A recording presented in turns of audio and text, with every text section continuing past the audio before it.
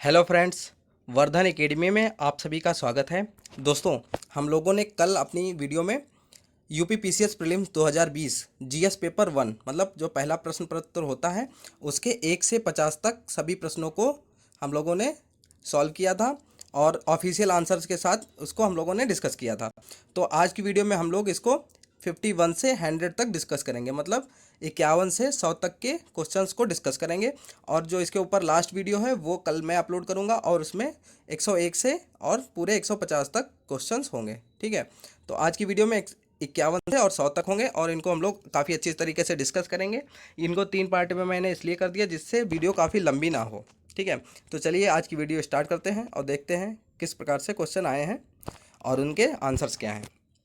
ठीक है, 51 क्वेश्चन है। क्वेश्चन नंबर 51 है, उत्तर प्रदेश के निम्नलिखित नगरों में से कौन से विरासत शहर विकास और वृद्धि योजना के अंतर्गत शामिल किए गए हैं। ठीक है, कौन कौन से शहर वृद्धि योजना और शहर विकास योजना में शामिल किए गए हैं। ऑप्शंस में है वाराणसी, मथुरा, प्रयागराज और अयोध्या। कूट दिया गया, नीचे दिए गए कूट से सही उत्तर को चुनना है, तो कूट आप लोग देख लीजिए। 51 का जो राइट आंसर है वो है सी, 1 और 2। ठीक है, यहाँ पर वाराणसी और मथुरा इन दोनों को शामिल किया गया है, बाकी प्रयागराज और अयोध्या को शामिल नहीं किया गया है। ठीक है, अब अपना नेक्स्ट क्वेश्चन देखते हैं। 52 क्वेश्चन नंबर 52 को देख लेते हैं। इसमें क्या है, नीचे 2 कथन दिए गए हैं जिनमें से एक कथन कथन ए तथा दूसरे को कथन कारण आर कहा गया। तो कथन क्या है, भारतीय राजनीतिक व्यवस्था की प्रकृति में निरंतरता एवं परिवर्तन तत्व मूर्त रूप में पाए जाते हैं। और इसका कारण क्या है दिया गया यहाँ पर, भारतीय राजनीतिक व्यवस्था में निम्न राजनीतिक कार्यशैलियों जैसे आधुनिक शैली, परंपरागत शैली तथा संत शैली के तत्व समाहित हैं। यहाँ पे नीचे कूट दिए गए हैं, इनको आप लोग देख लीजिए और फिर मैं इसका आंसर बताता हूँ कि क्या होना चाहिए। जी, इसका राइट आंसर है वो है 52 का पहला। ए और आर दोनों सही हैं तथा आर ए की सही व्याख्या करता है, मतलब दोनों सही हैं। पहला है राजनीतिक भारतीय राजनीतिक व्यवस्था की प्रकृति में निरंतरता एवं परिवर्तन के तत्व मूर्त रूप में पाए जाते हैं। और इसका जो कारण है वो भी सही है, तो वो भी क्या है, भारतीय राजनीतिक व्यवस्था में निम्न राजनीतिक कार्यशैलियों जैसे आधुनिक शैली, परंपरागत शैली और संत शैली के तत्व समाहित हैं। नेक्स्ट क्वेश्चन देखते हैं। क्वेश्चन नंबर 53, प्रजनन के प्रतिस्थापन स्तर तक पहुंचने के लिए जनसंख्या की कुल प्रजनन दर क्या होनी चाहिए। ठीक है, ऑप्शंस में है 1, 1.6, 2.1 या 2.3। तो 53 का जो राइट आंसर है, ऑफिशियल आंसर क्या दिया गया है, ऑप्शन सी 2.1। 2.1 होना चाहिए प्रजनन के प्रतिस्थापन स्तर तक पहुंचने के लिए जनसंख्या की कुल प्रजनन दर। नेक्स्ट क्वेश्चन है, राज्यों में मुख्यमंत्री सहित मंत्रिपरिषद में मंत्रियों की न्यूनतम संख्या क्या हो सकती है। ऑप्शंस हैं 10, 12, 13 या 14। इसका राइट आंसर है ऑप्शन बी 12। ठीक है, न्यूनतम संख्या क्या हो सकती है, मुख्यमंत्री सहित मंत्रिपरिषद में मंत्रियों की कुल संख्या क्या होगी, 12। नेक्स्ट क्वेश्चन है, भारत में गरीबी के अनुमान हेतु निम्नलिखित में से कौन से विधियों का प्रयोग किया जा रहा है।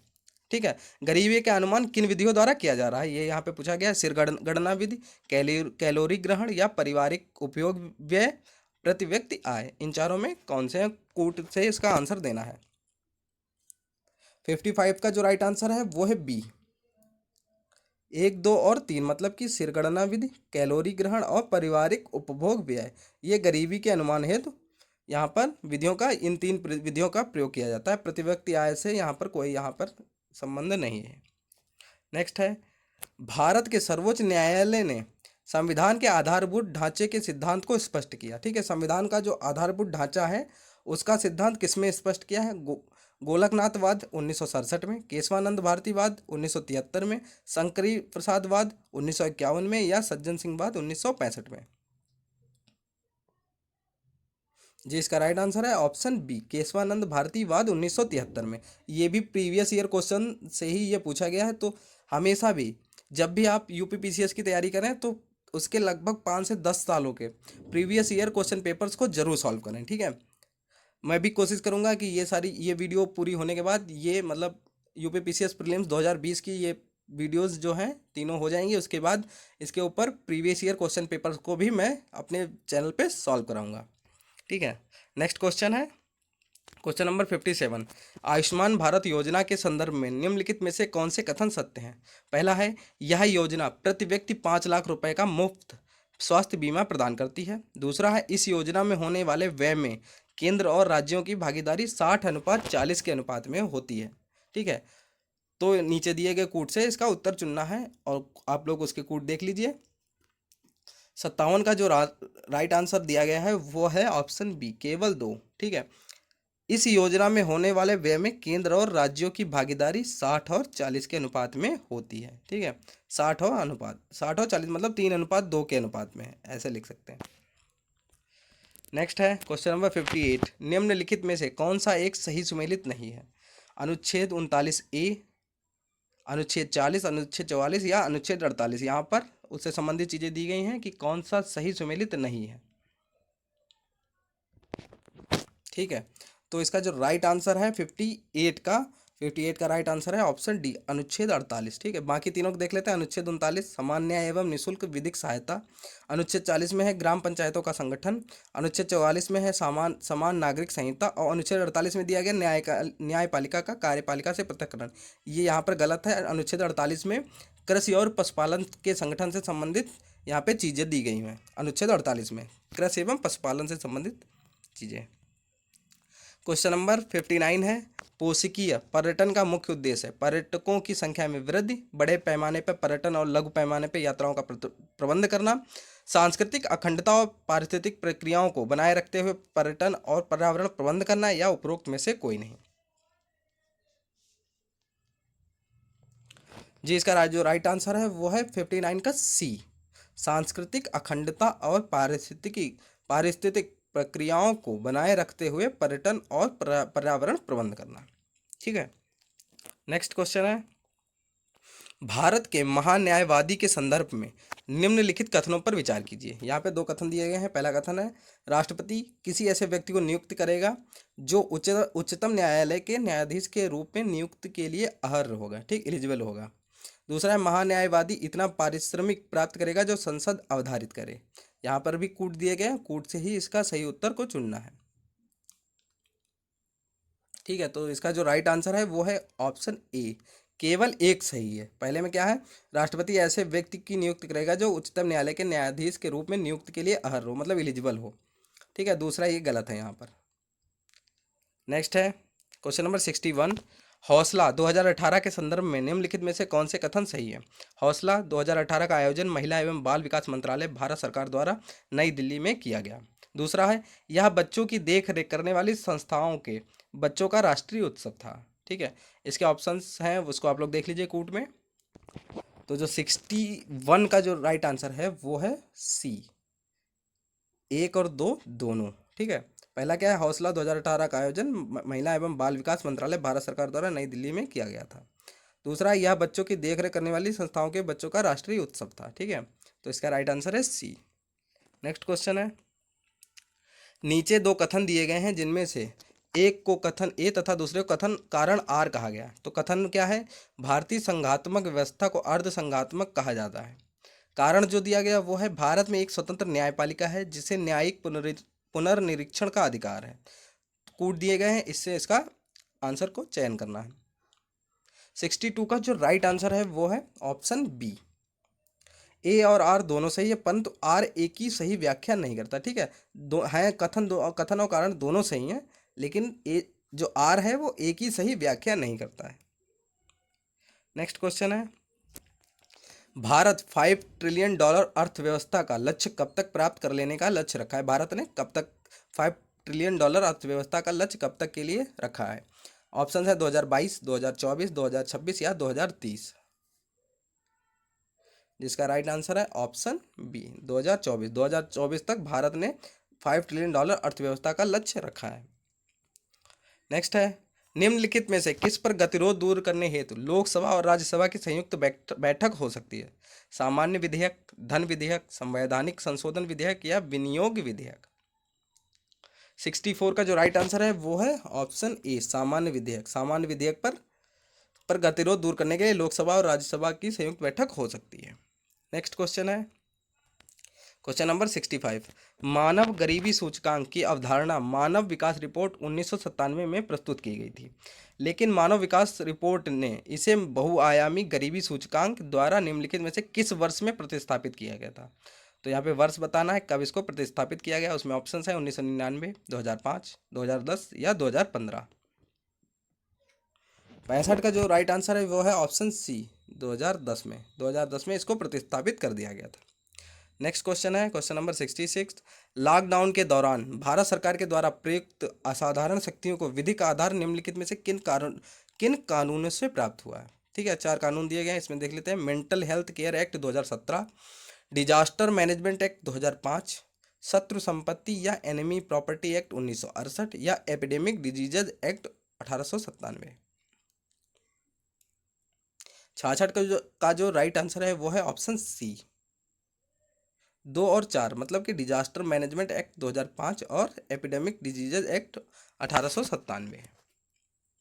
नेक्स्ट है, यहाँ पे भी कथन और कारण दिए गए हैं, इनको भी देख लेते हैं। इसमें कथन है, राष्ट्रीय ढांचागत पाइपलाइन सरकार द्वारा 2020 से 30 की अवधि के लिए आरंभ किया गया है।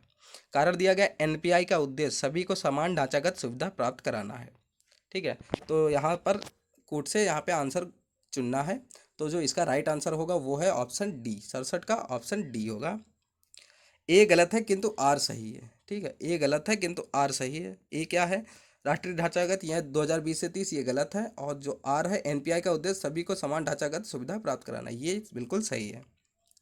नेक्स्ट क्वेश्चन है, यहाँ पर सूचियों को मिलाना है। सूची 1 में है अनुच्छेद, अनुच्छेद 61, अनुच्छेद 67 खा, अनुच्छेद 94 और अनुच्छेद 90। सूची 2 में प्रावधान है, राज्यसभा के उप सभापति को हटाना, राष्ट्रपति पर महाभियोग, उपराष्ट्रपति को हटाना या स्पीकर को हटाना। तो 68 का जो राइट आंसर है वो क्या है, वो है ऑप्शन सी। ऑप्शन सी है इसका आंसर, 2, 3, 4 और 1।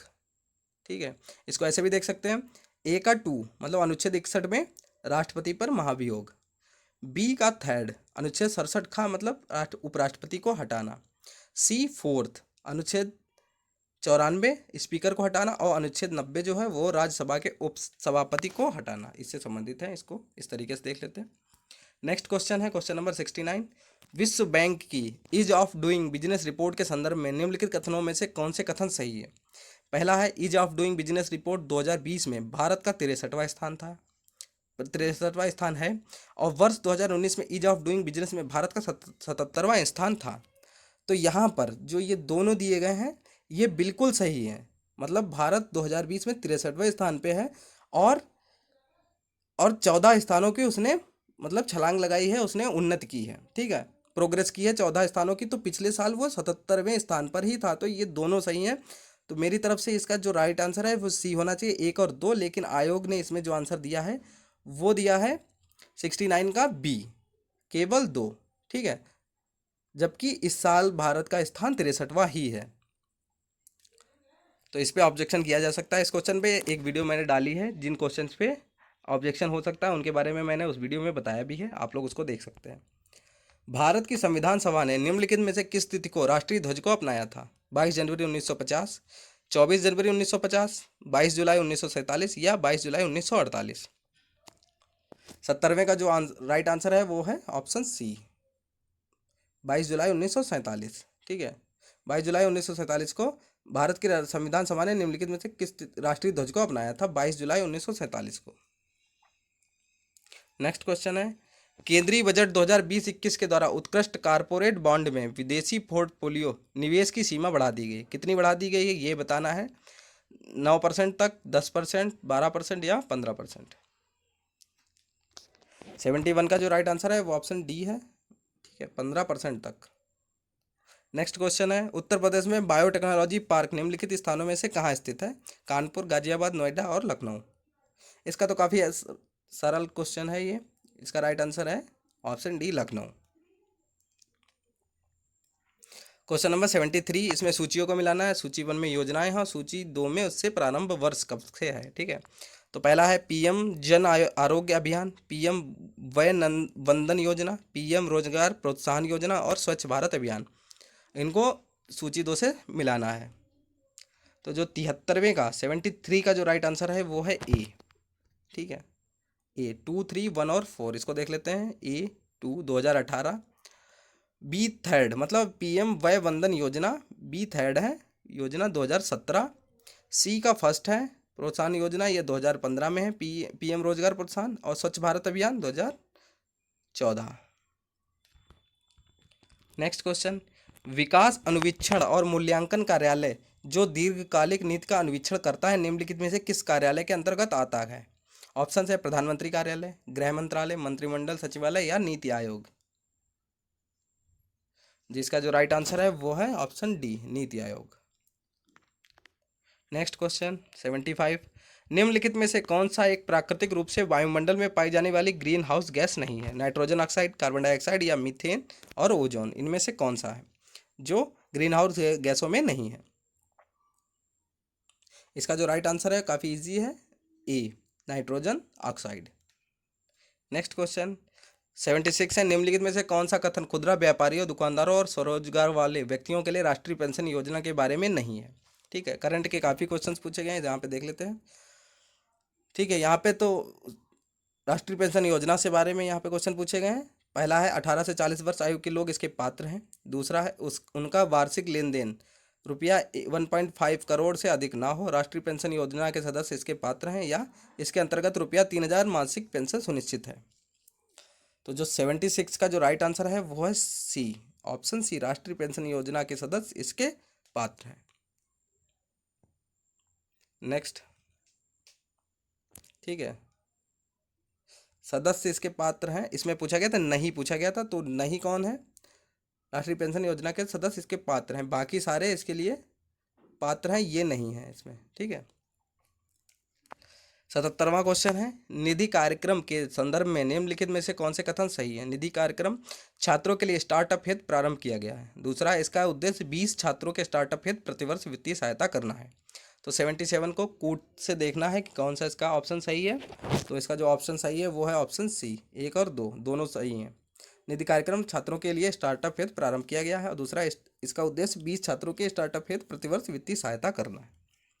नेक्स्ट क्वेश्चन है, सामान्यतः पर्यावरण को निम्न प्रकार से वर्गीकृत किया जा सकता है, निम्नलिखित में से कौन सा एक इस वर्गीकरण का अंश नहीं है? परिचालन पर्यावरण, भौतिक पर्यावरण, सांस्कृतिक पर्यावरण या जैविकीय पर्यावरण। 78 का जो राइट आंसर है वो है ऑप्शन ए, परिचालन पर्यावरण। ठीक है, नेक्स्ट क्वेश्चन है, नीचे दो कथन दिए गए हैं जिनमें से एक को कथन ए तथा दूसरे को कथन कारण आर कहा गया है। ठीक है, कथन है, केंद्रीय बजट 2020-21 में कृषि की आय दोगुनी करने के उद्देश्य के साथ ग्रामीण विकास पर ध्यान केंद्रित किया गया। कारण है, बजट में घोषित 16 सूत्रीय कार्यक्रम कृषि, सिंचाई तथा ग्रामीण विकास के चतुर्दिक केंद्रित हैं। यहाँ भी कूट है, कूट से ही यहाँ पे आंसर देना है। तो इसका जो राइट आंसर है वो है ऑप्शन ए तथा आर दोनों सत्य हैं तथा आर ए की सही व्याख्या करता है। नेक्स्ट क्वेश्चन है क्वेश्चन नंबर 80, पारिस्थितिकी संक्रमण अवधारणा का सर्वप्रथम प्रयोग किया एल्टन द्वारा, बेनेट द्वारा, बर्कले द्वारा या रेडजल द्वारा? 80 का जो राइट आंसर है वो है बी, बेनेट द्वारा, पारिस्थितिक संक्रमण। ठीक है, इसकी अवधारणा का सर्वप्रथम प्रयोग किया था बेनेट द्वारा, उन्होंने किया था। नेक्स्ट है, ट्रैवल एंड टूरिज्म प्रतियोगितात्मक सूचकांक जारी किया जाता है, कहा किसकी तरफ से? TTCI किसकी तरफ से जारी किया जाता है? विश्व बैंक द्वारा, अंतर्राष्ट्रीय मुद्रा कोष द्वारा, विश्व आर्थिक मंच द्वारा या संयुक्त राष्ट्र विकास कार्यक्रम द्वारा? 81 का जो राइट आंसर है वो है ऑप्शन सी, विश्व आर्थिक मंच द्वारा, विश्व आर्थिक मंच द्वारा ट्रैवल एंड टूरिज्म प्रतियोगितात्मक सूचकांक जारी किया जाता है। नेक्स्ट क्वेश्चन है, निम्नलिखित में से कौन सा वैश्विक ताप वृद्धि ग्लोबल वार्मिंग का प्रभाव है? समुद्र जल का बढ़ना, हिमनदी का पिघलना, बीमारियों का फैलना या प्रबल भित्ति का विरंजन होना? सही उत्तर का चुनाव नीचे दिए गए कूट से कीजिए, कूट दिए गए हैं, यहाँ से आपको आंसर चुनना है। 82 का जो राइट आंसर है वो है ऑप्शन डी। ठीक है, 1, 2 और 3 और 4 ये चारों होंगे, समुद्र जल का बढ़ना, हिमनदी का पिघलना, बीमारियों का फैलना और प्रबल भित्ति का विरंजन होना। नेक्स्ट है क्वेश्चन नंबर 83, निम्नलिखित घटनाओं पर विचार कीजिए और उन्हें कालक्रमानुसार व्यवस्थित कीजिए। नाबार्ड की स्थापना, स्वयं सहायता समूह का बैंक लिंकेज कार्यक्रम, किसान क्रेडिट कार्ड योजना, क्षेत्रीय ग्रामीण बैंक की स्थापना। तो इसका जो राइट आंसर है 83 का जो राइट आंसर ऑफिशियल दिया गया है वो है ऑप्शन ए, 4, 1, 2 और 3। तो सबसे पहले क्या हुआ है, क्षेत्रीय ग्रामीण बैंक की स्थापना, उसके बाद नाबार्ड की स्थापना, फिर है दूसरा स्वयं सहायता समूह की बैंकिंग लिंकेज की का कार्यक्रम है, और उसके बाद किसान क्रेडिट कार्ड योजना। इसके अभी मुझे कंफर्म इसके जो डेट हैं मतलब इसके सन याद नहीं है, इसलिए यहाँ पर सिर्फ इतनी ही बातें कर लेता हूँ। फिर इसके ऊपर किसी और उसमें इसको मतलब वो कर लेंगे हम लोग, डिस्कस कर लेंगे। 84 क्वेश्चन नंबर है, निम्नलिखित घटनाओं को कालानुक्रमिक क्रम में व्यवस्थित कीजिए तथा नीचे दिए गए कूट से सही उत्तर चुनिए। रियो पृथ्वी शिखर सम्मेलन, ब्रटलैंड आयोग रिपोर्ट का प्रकाशन, मॉन्ट्रियल प्रोटोकॉल का प्रवर्तन और the limit to growth report का प्रकाशन। ऑप्शंस हैं, इसको आप लोग देख लीजिए। 84 का जो राइट आंसर है वो है ऑप्शन 84 का जो राइट आंसर है वो ऑप्शन बी है। 4 2 3 और 1। सबसे पहले the limit to growth report का प्रकाशन, फिर है ब्रटलैंड आयोग रिपोर्ट का प्रकाशन, फिर है मॉन्ट्रियल प्रोटोकॉल का प्रवर्तन और लास्ट में है रियो पृथ्वी शिखर सम्मेलन। नेक्स्ट क्वेश्चन है, कौशल भारत अभियान के संदर्भ में निम्नलिखित में से कौन से कथन सही हैं। पहला है, कौशल भारत अभियान की शुरुआत प्रधानमंत्री ने जुलाई 2015 में की। दूसरा, इस अभियान का मुख्य उद्देश्य भारत के युवाओं को सूचना तकनीक में प्रशिक्षित करना था। 85 का जो राइट आंसर है वो क्या है? 85 का जो राइट आंसर है वो है ऑप्शन ए, केवल एक। कौशल भारत अभियान की शुरुआत प्रधानमंत्री ने जुलाई 2015 में की थी। नेक्स्ट क्वेश्चन है, राष्ट्रीय चंबल अभयारण्य निम्नलिखित में से किस राज्य का हिस्सा नहीं है? उत्तर प्रदेश, मध्य प्रदेश, हरियाणा या राजस्थान। 86 का जो राइट आंसर है वो है ऑप्शन सी, हरियाणा। ठीक है, बाकी 3 से संबंधित है, उत्तर प्रदेश, मध्य प्रदेश और राजस्थान से। नेक्स्ट क्वेश्चन है, निम्नलिखित में से किस वंश के शासकों को पुराण में श्री परिवर्तनीय कहा गया? वाकाटक, इक्ष्वाकु, शक या खारवेल। 87 का जो राइट आंसर है वो है बी, इक्ष्वाकु। इक्ष्वाकु वंश के शासकों को पुराण में श्री पर्वतीय कहा गया है। नेक्स्ट क्वेश्चन है, 88 राष्ट्रीय स्वच्छ वायु कार्यक्रम केंद्र सरकार द्वारा किस वर्ष में प्रारंभ किया गया? 2018, 2017, 2020 या 2019।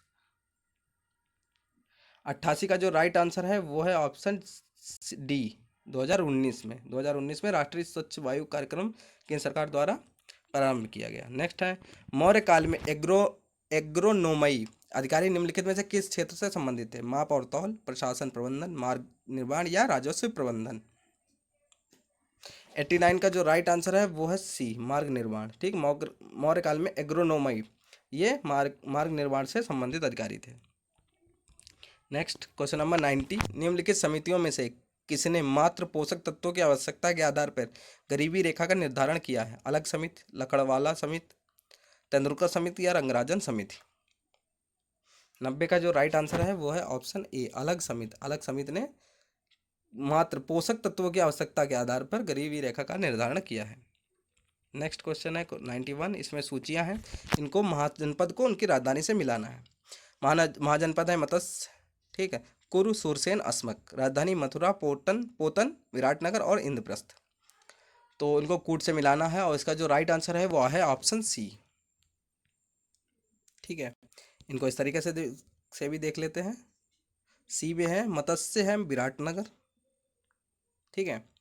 बी, फोर्थ है कुरु, इंद्रप्रस्थ हो गए। सूरसेन पहले हो गए मथुरा और अस्मक पोतन। नेक्स्ट है 92, निम्नलिखित सूचकांकों में से कौन सा मानव विकास सूचकांक की गणना में सम्मिलित नहीं किया जाता? ठीक है, किन किन चीज़ों को देखा जाता है और किसको नहीं देखा जाता है? तो पहला है जीवन प्रत्याशा, शिक्षा, प्रति व्यक्ति आय या सामाजिक असमानता। 92 का जो राइट आंसर है वो है ऑप्शन डी, सामाजिक असमानता को नहीं देखा जाता मानव विकास सूचकांक की गणना में। नेक्स्ट क्वेश्चन है क्वेश्चन नंबर 93, इसमें कथन और कारण दिए गए। कथन है, हमें चोलों के विषय में उनके पूर्ववर्ती राजवंशों की अपेक्षा अधिक जानकारी है। कारण है, चोल शासकों ने मंदिरों की दीवारों पर अभिलेख उत्कीर्ण करने का चलन प्रारंभ किया, जिसमें उनकी विजयों के ऐतिहासिक विवरण दिए जाते हैं। यहाँ भी कूट से आंसर देना है और कूट को आप लोग देख लीजिए। और जो 93 का जो राइट आंसर है वो है ऑप्शन ए और आर दोनों सही हैं और आर ए की सही व्याख्या करता है, मतलब ये दोनों ही सही। नेक्स्ट क्वेश्चन है 94, गरीबी की संस्कृति का विचार प्रस्तुत किया? ऑस्कर लुइस द्वारा, गुन्नार मिडल द्वारा, आशीष बोस द्वारा या अमर्त्य सेन द्वारा। इसका जो राइट आंसर है वो है ऑप्शन ए, ऑस्कर लुईस द्वारा।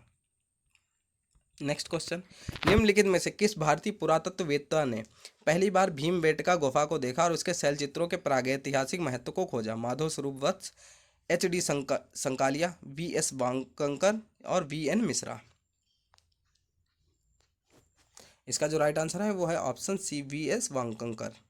इन्होंने भीमबेटका गुफा को देखा और उसके शैल चित्रों के प्रागैतिहासिक महत्व को भी खोजा। नेक्स्ट क्वेश्चन, क्वेश्चन नंबर 96, 20वीं सदी के 80 के दशक, मतलब 20वीं जो सदी है उसके 80 के दशक के मध्य विकास के नकारात्मक पक्षों पर विस्तार से चर्चा की गई। निम्नलिखित में से कौन से उसमें एक महत्वपूर्ण नहीं था? इसमें पूछा गया कौन सा उसमें महत्वपूर्ण नहीं था उसके विकास से संबंधित। तो पहला प्राकृतिक संसाधनों का क्षरण, दूसरा है पर्यावरण प्रदूषण, तीसरा है राजनीति एवं विकास और चौथा है जन सामान्य का विस्थापन एवं पुनर्वास। तो इसका जो राइट आंसर है वो है ऑप्शन सी, राजनीति एवं विकास, क्योंकि बाकी चीज़ें तो महत्वपूर्ण ही है। प्राकृतिक संसाधनों का क्षरण ये भी महत्वपूर्ण है, ठीक है। नकारात्मक पक्षों पर विचार किया गया। पर्यावरण प्रदूषण ये भी, ठीक है, ये भी उसमें से है, ठीक है। जनसम्मान तथा विस्थापन एवं पुनर्वास ये भी महत्वपूर्ण है, तो सिर्फ राजनीति एवं विकास ही उसमें महत्वपूर्ण नहीं है। नेक्स्ट है 97 में एक सूचियों को मिलाना है। पहले में हड़प्पा स्थल का नाम है और दूसरे में संघ राज्य क्षेत्र या भारत के राज्य। हड़प्पा स्थलों में है बालू, मांडा, पाडरी या हुलास, और संघ राज्य क्षेत्र या भारत के राज्य में है उत्तर प्रदेश, जम्मू कश्मीर, हरियाणा और गुजरात। यहाँ पर सही सुमेलित के लिए कोड से आंसर चुनना है और 97 का जो राइट आंसर है वह है ऑप्शन डी, 3, 2, 4 और 1। इसको एक बार ऐसे देख लेते हैं। ए थर्ड मतलब बालू हरियाणा, बी, ठीक है, बालू मतलब सॉरी 97 का डी है ये, 3, 2, 4 और 1। इसको देख लेते हैं। बालू हरियाणा, मांडा बी का 2 है जम्मू कश्मीर, पाडरी 4th पाडरी का गुजरात और हुलास उत्तर प्रदेश। नेक्स्ट क्वेश्चन है, उत्तर प्रदेश के कुल ऐसे शहर जो स्मार्ट सिटी योजना से आच्छादित है, मतलब स्मार्ट सिटी योजना के अंतर्गत कितने शहर हैं, जो उत्तर प्रदेश के कितने शहर हैं जो स्मार्ट सिटी योजना के अंतर्गत आते हैं? तो ऑप्शन हैं 10, 12, 15 या 18।